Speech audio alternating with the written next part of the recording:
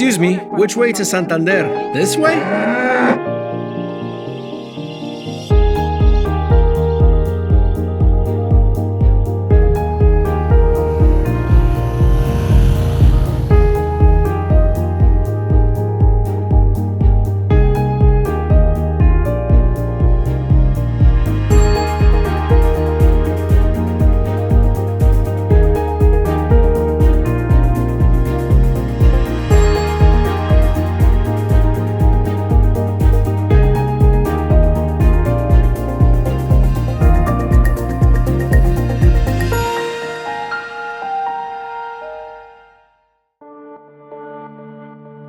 Hello travelers from around the world.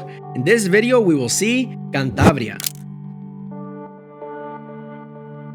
Well, we have left Asturias and now we are in Cantabria, in San Vicente de la Barquera.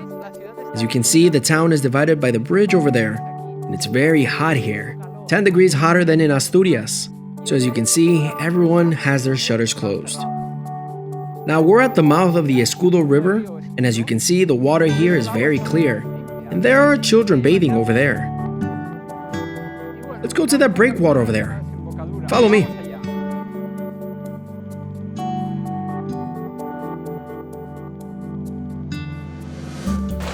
We're right at the tip of the breakwater, and just listen to the sound the waves make as they crash against the rocks. It's like thunder.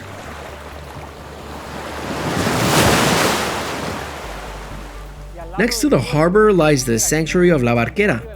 This sanctuary was built in honor of Our Lady of La Barquera, who is said to have once appeared here and has been helping sailors to not get lost in the ocean ever since. Legend has it that Our Lady appeared one Easter Tuesday long ago in a small boat with no sailors, sails, or oars. And for centuries, she has been informing sailors of the wind direction. To commemorate these events, the popular festival of La Folia takes place here every year. And here behind me there is a sign that says climbing without a permit is prohibited. Out of curiosity, let's see what lives there. Of course, I'm not going to catch anything and do anything that breaks the law, but I'm just very curious. Let's go see what kind of clams and other sea creatures live here. It's so beautiful. The sea, the rocks, real wildlife.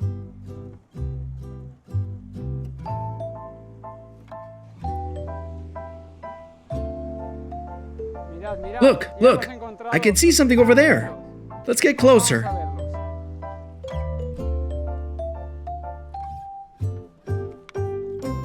It looks like they're scared and hiding from me.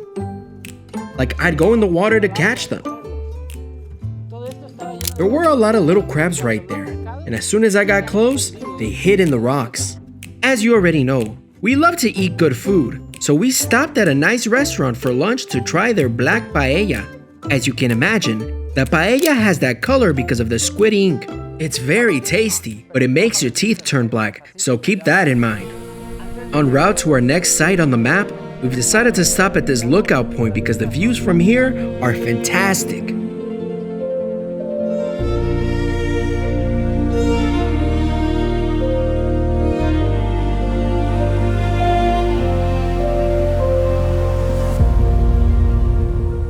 As you can see, there are a lot of cattle here because farming is thriving in this region. And our guide told me that these cows have a very good life and that they get massages every week to make them produce more milk.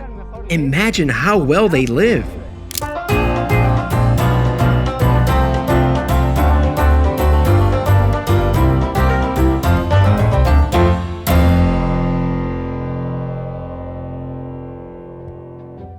Hello, one more day of our journey, and today we are in Castaneda, our first stop in the Paz Valley. And look where we are. It's the Castaneda Collegiate Church. This church is very old. Santa Cruz de Castaneda originated around the 10th century as a Benedictine monastery. It became a collegiate church in the 12th century. All that remains of the original monastery is a Romanesque church built in the 12th century, the appearance of which has been altered by additions and alterations. I have just realized that this is a Francoist monument. a prayer for those who fell for God and for Spain in our War of Liberation. When the Francoists fought against the Republicans, they called it the War of Liberation. And here is that very symbol. Well, you probably know what that symbol is. I thought these monuments had long been banned in Spain, but it turns out they still exist. Well, we stopped at another viewpoint which there is no shortage of here. Take a moment to appreciate with me the breathtaking nature of this region. Its mountains, its meadows, it's just wonderful. As you can see, there are many huts at the top. The local Pasiego shepherds used to go up there with their cattle. And who are the Pasiegos? The people of this region are called Pasiegos. These people have lived isolated in the mountains for centuries, so they have a very pronounced genotype. They are very sturdy, tall, have stiff hair, and usually a big nose. No one knows their origin, although there are many hypotheses. And Pasiega women have a very interesting history, but we'll talk about that later when we visit the museum.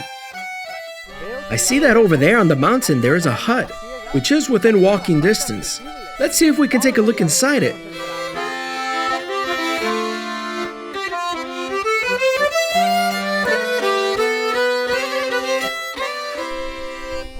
I finally made it to the hut, but as you can see, there's a fence everywhere and we can't get in.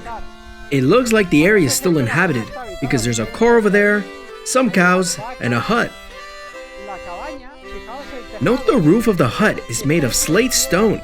It is waterproof and it protects the dwelling well from rain. We can imagine what the shepherds used to do here.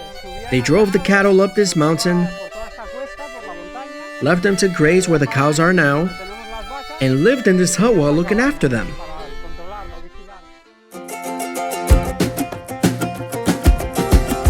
Walking around this village, I stumbled upon this museum, dedicated to the Pasiegos' way of life.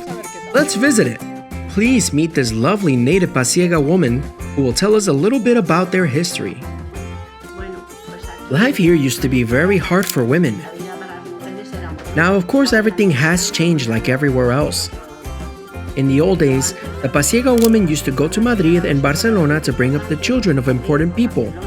In Granada, there is even a Pasiega square, where they would gather and where they could be hired to raise the other children of courtiers or aristocrats. They were between 19 and 26 years old, and once they had 3 children, they would leave them here and go off to earn money. Also, for example, if a noblewoman had a baby and wanted it to be breastfed, she would hire a Pasiega to do that. That's where the expression milk brothers came from. They would go off to the cities, stay there for 3 or 4 years, then come back, have another baby, and go off again. So we can say that kings, aristocrats, and bourgeois in the Middle Ages were nurtured on the breast milk of Pasiega women. You can find many interesting things on the second floor of the museum. Old books, old chronicles, and here is an old and modern recipe of the local sponge cake, sobao. This building was built in the 18th century. Everything in our museum was donated by the villagers.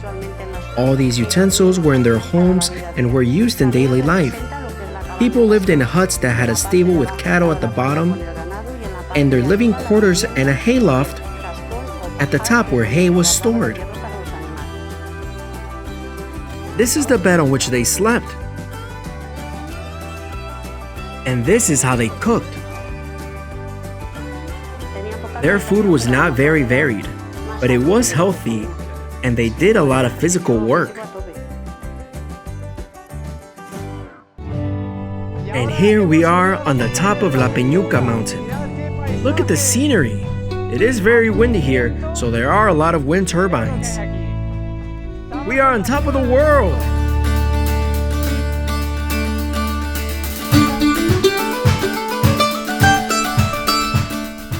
And there is also the border between Cantabria and Burgos. Let's go take a look.